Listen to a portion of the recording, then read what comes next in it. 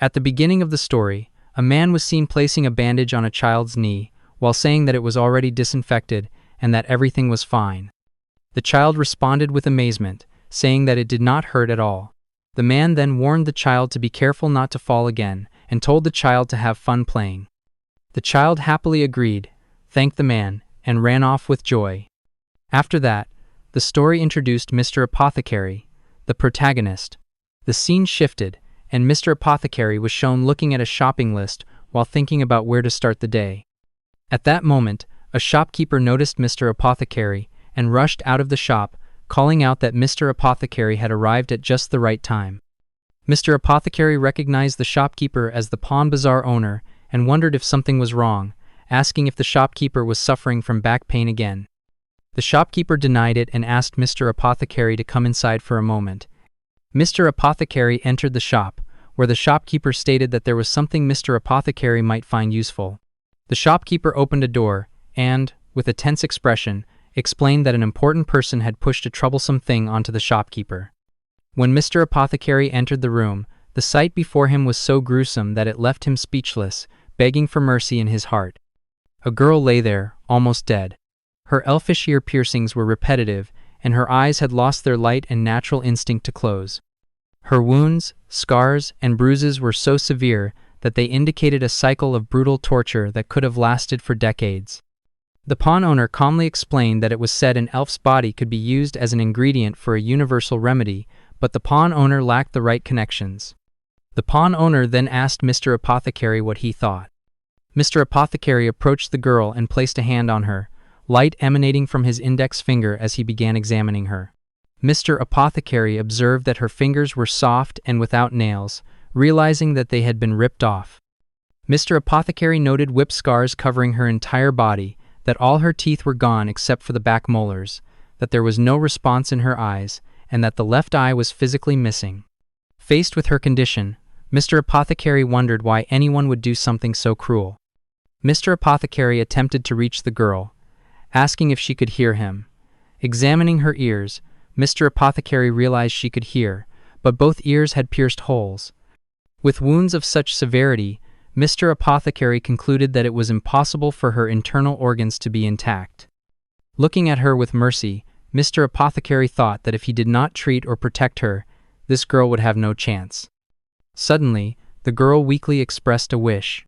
Shocked, Mr. Apothecary heard her say that she wanted to go home. Tears filled her eyes. Mr. Apothecary, stunned, punched the ground and wondered how many times such a simple wish had been trampled upon. The shopkeeper continued insisting, asking again what Mr. Apothecary would do. The shopkeeper clasped his hands together and urged Mr. Apothecary to buy the girl as material, offering to sell her for less than a cow or a horse. The shopkeeper stated that if Mr. Apothecary refused, the girl would be sold to someone else, as the shopkeeper did not want her to die in the shop. With a thunderous scream, Mr. Apothecary declared that he would take her. Mr. Apothecary requested a backpack to carry the girl. The shopkeeper reacted with surprise, questioning whether Mr. Apothecary intended to carry her personally despite having traveled from the other side of the mountain. Without responding, Mr. Apothecary placed a cloth over the girl's head and gently reassured her that she would not be hurt. The girl remained senseless and mute. Observing her lack of reaction, Mr. Apothecary wondered how she was perceiving the situation. As Mr. Apothecary tightened the cloth and dressed her, the girl showed no resistance or response, leading Mr. Apothecary to realize that she had grown far too accustomed to being treated as an object. Mr. Apothecary carried her on his back and began the long journey home.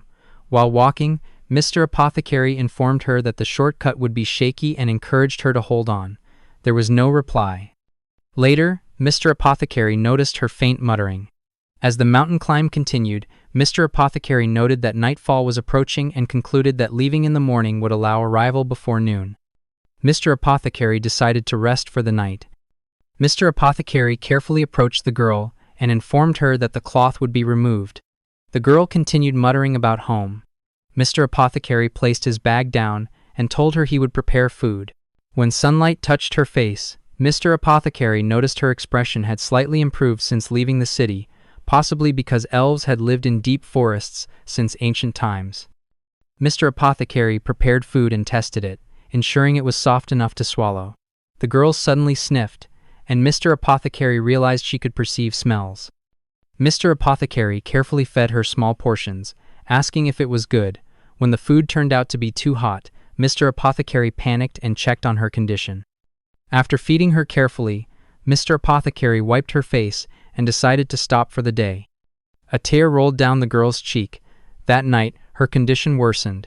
She breathed heavily, groaned in pain, and sweated intensely. Mr. Apothecary worried that her fever was dangerously high and considered whether it was exhaustion or a severe infection reaching her organs. Mr. Apothecary rushed to the first aid kit, deciding to focus on symptomatic treatment. Mr. Apothecary prepared a brew with antipyretic and antibacterial properties, mixing elderflower, wild borage, a crushed magic stone, honey, and salt to ease swallowing. Mr. Apothecary apologized and encouraged the girl to drink slowly. After laying her down, Mr. Apothecary hoped the remedy would help. When the girl weakly asked where she was, Mr. Apothecary understood and reassured her that she would return home someday, but needed rest for now. As she slept, Mr. Apothecary reflected that the words spoken were irresponsible, yet the desire to help her return home was genuine. Mr. Apothecary acknowledged that the perpetrators were people of Mr. Apothecary's own race, the Urtanos. Mr. Apothecary reflected on racial hatred stemming from the war 80 years ago and condemned those who viewed other races as lesser beings. That night, Mr. Apothecary dreamed of hands emerging from the ground, representing all the people killed in the past. Awakening, Mr. Apothecary realized it was only a dream. The girl was awake, with a faint spark in her eyes. Mr. Apothecary smiled and noted that her fever had gone down, though caution was still needed. Mr. Apothecary resolved to fulfill her wish to go home by treating her, restoring as much of her life as possible. Though it would take time and effort, Mr. Apothecary vowed to do it.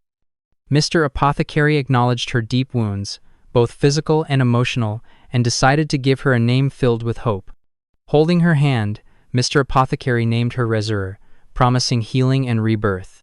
The journey continued, and upon reaching the workshop, Mr. Apothecary announced that it would be her new home.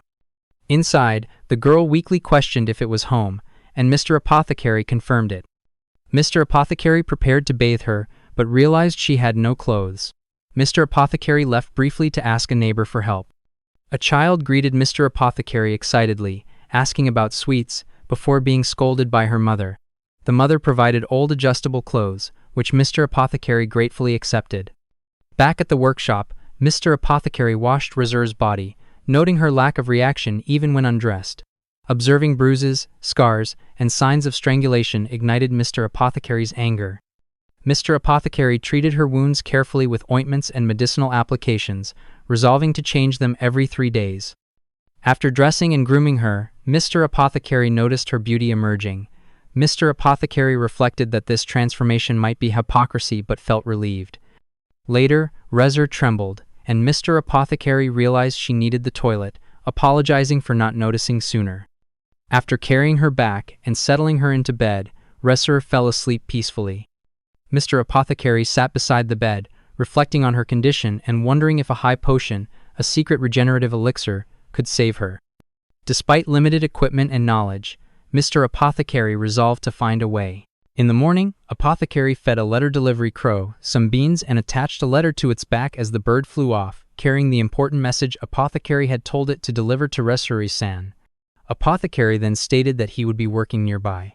Apothecary was not just an apothecary, but also cultivated many ingredients himself. Apothecary said that since Apothecary was growing the ingredients for the medicine, Apothecary could not neglect the garden unless Apothecary was away from home.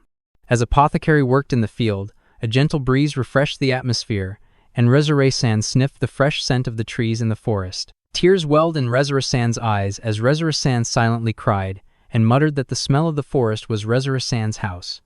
Apothecary continued working, aware of Rezur-san's quiet sobs for the home Rezur-san had lost. Later, Moan snuck up on Apothecary, calling out Oji-san and opening the door while wearing a bag and casual clothes. When Apothecary noticed Moan, Apothecary greeted Moan and asked whether Moan was there to help with deliveries. Moan replied that it was just for today and then looked around for Rezur-san. It turned out that Moan had not come for Apothecary, but to see the new patient apothecary had been treating. With a curious tone, Mon asked Oji-san whether Mon could talk to Rezura-chan. Apothecary agreed that it was fine, and with a slight smile, Apothecary thought that it might be good for Rezura-san to interact with someone other than Apothecary, as it could be a good stimulus.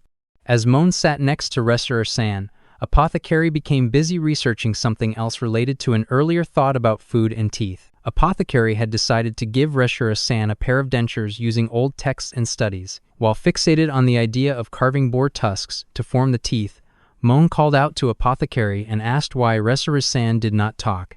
With a thoughtful expression, Apothecary supposed that maybe Rezura-san was still looking for a reason to want to talk. Even though Mon was a child, hearing those words sparked a strange idea in Mon's mind, and with a wild smile, Mon exited Apothecary's place.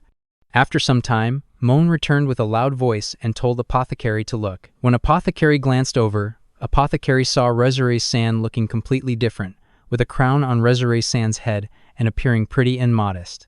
Apothecary, with a gentle expression, stated that Mon was very skilled and that it was very pretty. Mon's reply shocked Apothecary, as Mon exclaimed that it was pretty and declared that Rezura-chan would be Oji-san's wife. Apothecary panicked, waved Apothecary's hands dismissively, and stated that Rezura-san was a patient and that Apothecary had only brought Rezura-san to heal Rezura-san's wounds. While running away, Mon teased that Apothecary had also said Rezura-san was pretty, and while opening the door, Mon said goodbye to Rezura-chan. Apothecary pondered repeatedly about healing Rezura-san's wounded heart. Apothecary then put some eye drops in Rezura-san's eyes and applied medicine to Rezura-san's wounds. While monitoring Rezura-san's heartbeat, Apothecary noted that Rezura-san's heartbeat was very weak and concluded that it was because of the size of Rezura-san's chest. The scene shifted, showing that Apothecary had crafted a perfect set of teeth for Rezura-san, a replica of the ones that had been plucked out. As Apothecary began to replace them all after the surgery, Apothecary told Rezura-san that for now they would try this. With a slight smile, Apothecary said that tonight they would celebrate that Rezura-san's new teeth were done. The scene shifted again, and one of the livestock farmers came to Apothecary's place and handed Apothecary a large piece of meat, likely more than what Apothecary had ordered. As Apothecary cooked it, the sizzling sound and wonderful aroma enhanced the flavor. Apothecary additionally marinated it in the tender part of a fruit lure and made fine cuts so it would be easier to chew. Apothecary picked up a piece and invited Rezura-san to eat. Apothecary fed Rezura-san a bite of meat and asked with curiosity how it was. Rezura-san showed a surprised expression and then asked for more through Rezura-san's expression. As Apothecary continued feeding Rezura-san, Apothecary reassured Rezura-san that there was still more and advised Rezura-san to eat slowly since it had been a while since Rezura-san had eaten solid food. While eating, tears formed in Rezura-san's eyes, and Apothecary understood and stated that it was delicious. Apothecary continued feeding Rezura-san, and with a smile on Apothecary's face, Apothecary said that being able to eat did not make Rezura-san happy. Since that day, Rezura-san began to show signs of gradually regaining sensitivity. While observing the conversation between Mon and Rezura-san, Apothecary thought that maybe Rezura-san would be able to speak sooner than Apothecary had thought, and that it was a good sign. However, there was something strange in Rezura-san's eyes. The scene shifted to Apothecary preparing for a meal, and Apothecary thought that lately Rezura-san's appetite had been increasing. Apothecary stated that since there was bacon, Apothecary would make a beef stew that day.